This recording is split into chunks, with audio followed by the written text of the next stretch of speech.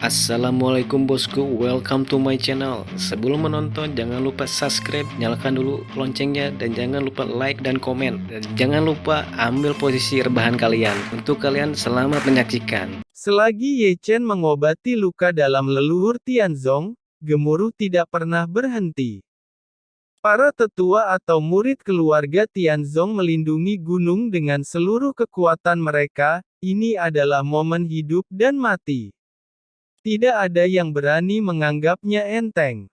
Di hutan bambu kecil, leluhur Tianzong sudah berkeringat, dan rasa sakit yang dalam di jiwanya membuatnya sedikit terpana. Namun, harga sakit parah bukannya tanpa keuntungan. Selama hampir 2 jam sebelum dan sesudah Guntur memadamkan jiwa, celah di jiwanya perlahan sembuh. Hanya butuh waktu untuk sepenuhnya menyembuhkan cedera luka dalam. Zian dan Qingyun berjalan ke hutan bambu kecil. Kakek, melihat ekspresi menyakitkan leluhur Tianzong duduk di tanah, sementara Ye Chen menutupi seluruh tubuhnya dengan petir hitam yang aneh, mereka berdua tiba-tiba tampak dingin, dan mereka mengeluarkan pedang roh mereka dan berkata, "Qin Yu, apa yang kamu lakukan pada kakekku?" Ye Chen berkata, "Aku hanya di tahap spiritual dan apa yang ku bisa lakukan pada kakek kalian?" Ye Chen menjawab dengan santai dan terus mengendalikan petir. "Kau berhenti menyakiti kakekku." Zian dan Qingyun maju. Ye Chen berkata, "Berdiri di sana, jangan bergerak, ini adalah saat kritis." Namun, saat ini Zian dan Qingyun tidak mendengarkannya. "Dia membantuku, jangan mendekat." Bagaimanapun, leluhur Tianzong berbicara. Kata-katanya lebih berguna daripada Ye Chen, jadi Zian dan Qingyun yang hendak menyerang Ye Chen segera berhenti. Meskipun kakeknya tidak menjelaskan, Zian dan Qingyun tidak banyak bertanya. Mereka hanya mengalihkan pandangan mereka ke Ye Chen, mengerutkan bibirnya dan berkata, "Maaf, kami sembrono sebelumnya."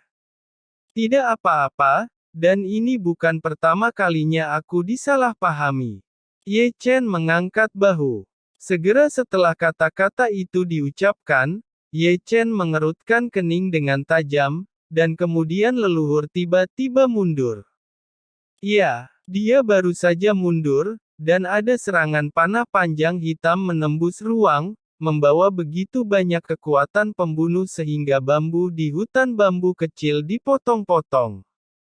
Zian dan Qingyun telah memblokir panah. Jika Ye Chen tidak mundur sebelumnya, saya khawatir panah itu telah menembus hati Ye Chen. Namun, cara mereka melakukan sesuatu terlalu lemah. Melihat sekeliling, mereka tidak dapat menemukan pria dalam kegelapan.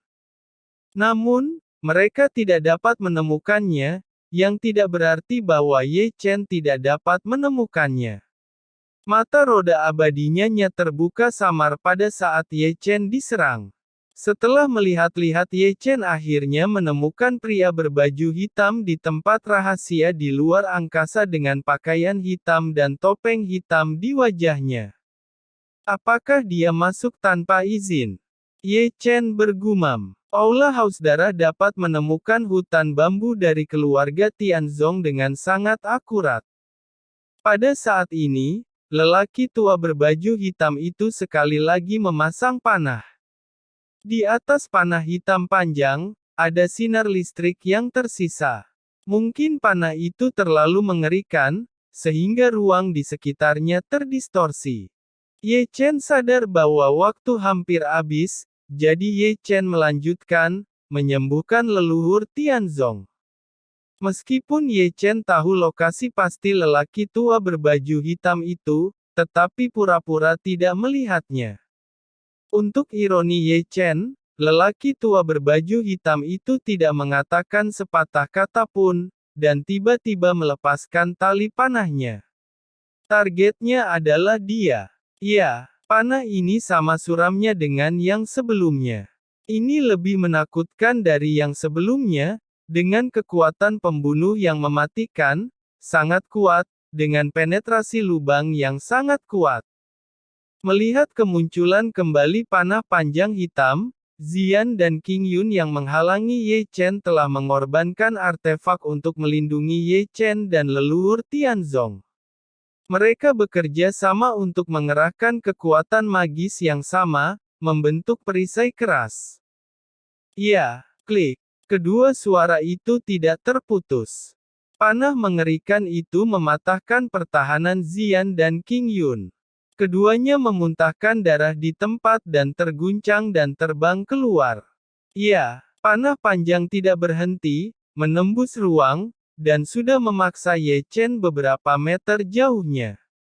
Sebelum dia datang, Ye Chen merasakan pembunuhan mendekat, dan sisi sekitarnya membeku dan membeku selusin kaki jauhnya. Diramalkan bahwa adegan tubuh Ye Chen ditembus tidak muncul. Panah mengerikan itu mengenai pedang Ye Chen yang besar dan berat. Meski tidak terluka, guncangan teror masih mengguncang Ye Chen kembali. Saat ini, ketika inti hari ini sangat kritis, celah leluhur Tianzong hanya setipis rambut. Jika petir dihilangkan saat ini, cedera luka dalam dapat memburuk lagi, dan leluhur Tianzong juga akan menderita kesakitan yang mengerikan. Di ruang tersembunyi itu, lelaki tua berbaju hitam itu kehilangan pandangan lagi, dan sedikit tidak sabar. Dia tidak punya banyak waktu. Jika orang kuat dari keluarga Tianzong datang, semuanya akan sia-sia. Memikirkan hal ini, lelaki tua berbaju hitam tiba-tiba keluar dari ruang rahasia, dan pedang pembunuh dan gelap di tangannya datang langsung ke Ye Chen. Kecepatan membuat Ye Chen terlihat canggung. Ye Chen mengutuk, dan untuk sesaat, mengorbankan baju besi kibawaan, tidak hanya dia, tetapi juga leluhur Tianzong, juga ditutupi dengan lapisan tebal baju besi kibawaan. Nafas bawaan. Mata pria itu menyipit. Klik. Pedang pria itu menyeka percikan api pada baju besi radon bawaan, tetapi baju besi radon bawaan yang kuat masih ditembus oleh pedang, dan justru karena pemblokiran baju besi radon bawaan, pedang itu menyimpang dari keanehan. Sebuah lubang pedang menembus bahu Ye Chen. Kekuatannya tidak lemah, kamu ingin menghancurkanku, kau terlalu lemah. Hanya mendengar Ye Chen mendengus, dan meninju. Pria itu membentak kembali dan ingin mundur keluar angkasa lagi. Ye Chen mencibir, kau ingin lari setelah memukul? Bagaimana bisa begitu mudah?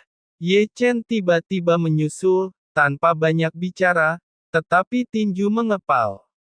Ya, Ye Chen pergi dari leluhur Tianzong, karena keretakan dalam jiwa Tianzong semuanya telah sembuh, dan apa yang disebut cedera luka dalam tidak ada lagi, tetapi leluhur Tianzong masih belum bangun karena dia perlu waktu untuk menstabilkan jiwanya. Teman kecil, tahan sebentar, leluhur Tianzong tidak membuka matanya, tetapi tubuhnya melahap energi langit dan bumi. Melihat situasinya tidak baik, pria berbaju hitam itu buru-buru mundur, dan seluruh tubuhnya terjebak di ruang tersembunyi. Kemana kau harus pergi? Ye Chen, binatang yang kokoh, mengikuti dan menyerangnya. Segera, suara seperti itu terdengar di ruang rahasia. Di ruang tersembunyi, gelap dan redup, tetapi masih ada darah yang bersinar. Serangan pria berbaju hitam tidak lemah, tetapi menghadapi musuh, kekuatannya jauh lebih buruk, dan Ye Chen terpaksa mundur terus-menerus. Kamu bukan Qin Yu. Berbahaya dan menghindari serangan Ye Chen, pria berbaju hitam itu menatap Ye Chen sejenak, siapa kamu?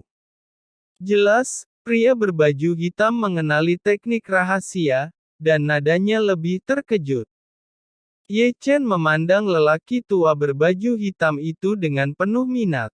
Ketika lelaki tua berbaju hitam melihat ini, dia menebas pedang dengan tajam, dan kemudian berbalik untuk keluar dari ruang tersembunyi.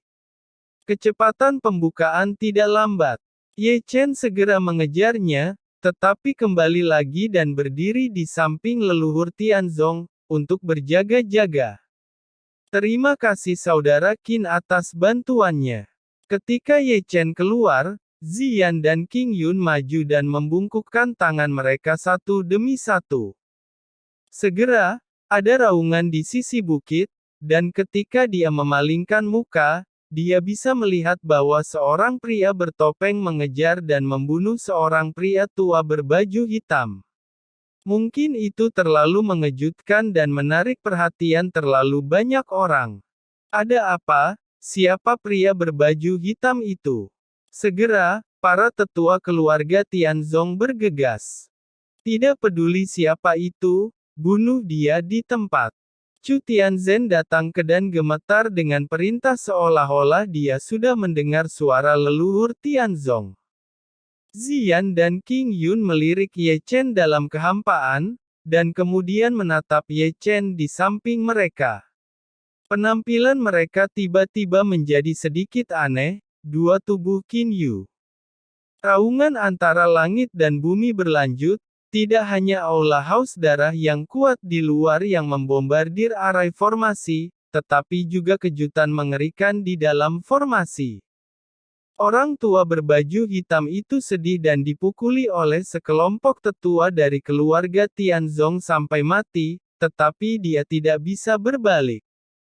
Pria berbaju hitam yang menyerang menerobos terbunuh, dan sekelompok tetua semua datang. Ketika topeng pria berbaju hitam dilepas, wajah para tetua sedikit terkejut, tetapi lebih banyak yang dingin. Lin Changying ternyata pengkhianat. Aku tidak menyangka. Tidak heran kuil haus darah dapat menemukan tempat ini dari keluarga Tianzong saya dengan sangat akurat. Membunuhnya seperti ini sangat murah untuknya. Sekelompok orang tua dipenuhi dengan kemarahan, pengkhianat yang paling dibenci. Ketika kerumunan memarahi, tiba-tiba Ye Chen mengambil tas penyimpanan dari pengkhianat yang mati. Sekelompok keluarga Tianzong, melihat bahwa Ye Chen hendak memasukkan tas penyimpanannya ke dalam pelukannya. Ye Chen tersenyum canggung. Sementara para tetua keluarga Tianzong melihat Ye Chen penuh tawa. Seketiak raungan menakutkan terdengar, dan seluruh gunung spiritual keluarga Tianzong bergetar. Chu Tianzhen, yang berdiri di kehampaan dan mengambil alih formasi embatas, memuntahkan ludah darah. Serangan itu sangat kuat. Meskipun pembatas itu tidak dilanggar, dia menderita serangan balik teror. Melihat ini, Ye Chen melihat keluar. Penampilan ini hampir membuatnya takut. Di luar, langit penuh dengan sosok manusia, atau menginjak pedang terbang, atau duduk di atas makhluk roh, atau mengendarai kereta. Ye Chen memperkirakannya. Ada 50 orang kuat dari Istana Haus Darah, mendesak susunan kuno yang besar untuk membombardir formasi pembatas keluarga Tianzong. Ye Chen berkata, Istana Haus Darah ini memiliki keberanian yang begitu besar, pertempuran yang begitu besar, mereka benar ingin menelan seluruh keluarga Tianzong. Menarik matanya dari luar, Ye Chen melihat arai formasi keluarga Tianzong lagi, dan menemukan bahwa ada retakan pada formasi pertahanan dan hanya masalah waktu arai formasi akan rusak. Jika leluhur Tianzong bertanggung jawab atas arai formasi, itu akan berbeda. Ye Chen bergumam dengan suara rendah, diam-diam mengatakan bahwa arai formasi keluarga Tianzong tidak cukup kuat, tetapi orang-orang yang bertanggung jawab atas pesona itu tidak cukup baik. Qin Yu. Saat Ye Chen menatap arai formasi itu, suara gigi menggertak datang. Ketika Ye Chen menatapnya, Ye Chen menemukan bahwa Ling Hao bergegas ke udara, wajahnya jelek dan menakutkan. Dia tidak begitu marah karena dia kalah, tetapi terkadang karena dia kehilangan terlalu banyak. Kamu sudah bangun. Melihat wajah Ling Hao jelek, Ye Chen tidak bisa menahan batuk. Aku tidak setuju, kamu dan aku akan bertarung lagi. Kemarilah, mari kita bahas sesuatu. Di sini, Ye Chen tidak menganggap dirinya sebagai orang luar, satu tangan sudah ada di tubuh Ling Hao, dan seringainya menyeringai, maukah kamu ikut denganku, ayo lakukan perampokan dan ambil barang-barangnya. Dengarkan aku. Sebagai keluarga Tianzong, jangan takut untuk bertarung. Benar-benar tidak mengatakan, kata-kata Ye Chen sangat berguna. Meskipun Ling Hao sombong dan tidak puas dengan Ye Chen, ketika dalam keadaan krisis keluarga Tianzong saat ini, dia masih bersedia melakukan yang terbaik. Ye Chen segera meninggalkan Ling Hao, dan keduanya itu menghilang. Boom! Begitu keduanya pergi, arai formasi penjaga keluarga Tianzong ditinju keluar dari celah.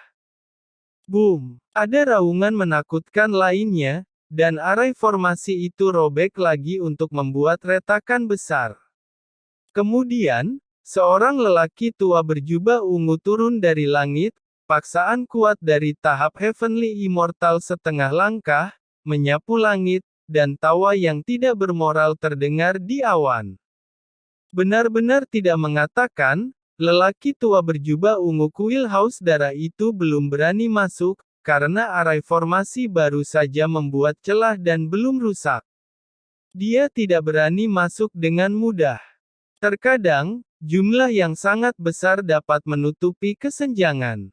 Hancurlah! Pria tua berjubah ungu itu berteriak. Begitu kata-katanya jatuh, susunan penyerang istana haus darah kembali mekar dengan kekuatan besar, dan serangan dari atas yang kokoh menghantam arai formasi penjaga keluarga Tianzong. Boom! Boom! Pada saat ini, formasi pelindung gunung keluarga Tianzong menjadi terserang. Buka untukku! Orang tua berjubah ungu berteriak, dan secara pribadi memindahkan pagoda ungu. Di bawah tekanan, arai formasi keluarga Tianzong diledakkan. Ayo serang, orang tua berjubah ungu melambaikan tangannya. Tiba-tiba, orang-orang kuat dari Aula Haus Darah mengalir masuk, menyapu langit dengan awan, membawa persenjataan, seperti semburan banjir, untuk membanjiri keluarga Tianzong di tempat. Berkelahi. Chu Tian sangat marah, dan momentumnya bersatu, menyerang para musuh. Tetua Istana Haus Darah berteriak, bunuh mereka semua, dan kekosongan sudah menjadi badai. Melihat lebih dekat, itu adalah susunan rusak yang terbang keluar, berbaris di kehampaan, dan diatur menjadi medan perang yang mengerikan. Meskipun arai formasi rusak, Ye Chen mengeluarkan formasi penyerangan hebat, ada naga biru dan burung phoenix menari bersama, guntur dan api. Susunan pedang yang mengamuk, bercampur di dalamnya, menelan esensi langit dan bumi, mekar kekuatan yang tak tertandingi. Orang kuat istana yang haus darah tiba-tiba muram, dan kemudian buru-buru mundur. Ingin pergi saat kamu di sini. Ada suara cibiran dari suatu tempat. Segera, susunan itu bergetar, dan seluruh tubuh tampak terbakar. Roh-roh pembunuh yang mengerikan jatuh dari langit. Pedang, susunan pedang, guntur, dan api menyelimuti langit untuk waktu yang lama, berguling ke bawah. Di tempat, pria kuat di Aula Haus Darah tenggelam. Mereka yang tidak punya waktu untuk mundur menjadi genangan daging dan darah di tempat. Sedemikian rupa sehingga istana Haus Darah tertangkap basah dan dikalahkan oleh formasi perkasa sebelum kedua belah pihak benar-benar menyerang. Siapa yang mengorbankan formasi sombong seperti itu? Melihat kekacauan di kuil Haus Darah, orang-orang kuat dari keluarga Tianzong menatap barisan itu, dan semua orang saling memandang. Ye Chen pun jadi pusat perhatian karena menggunakan formasi arai yang begitu luar biasa hingga menjatuhkan banyak orang dari istana Haus Darah. Perang dari Istana House